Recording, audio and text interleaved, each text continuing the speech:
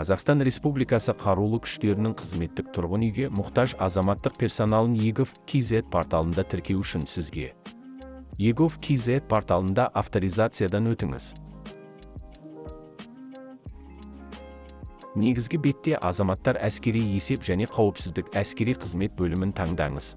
Қызметтік тұрғын үйге мұқтаж Қазақстан Республикасы қарулы күштерінің азаматтық персоналын есепке алу қызметін таңдап, онлайн сұрау түймесін басыңыз.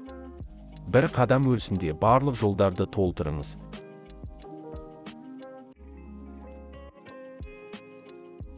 Және есепке қоюға өтініш түрін таңдаңыз. Егер бар болса, келесі жолдарда құсбелгілерді қойыңыз.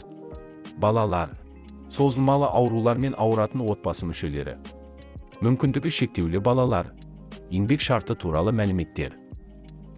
Қажетті құжаттарды жүктеңіз. Беттің соңында заңды жауапкершілік, жеке деректерді пайдалануға келісім беру туралы ақпарат бар ұяшықтарды белгілеп, келесі түймесін басыңыз. Қолжетімді қол қою әдісін пайдаланып қолданбаға қол қойыңыз. Қызмет көрсету нәтижесі egov.kz пайдаланушысының жеке кабинетіне жіберіледі.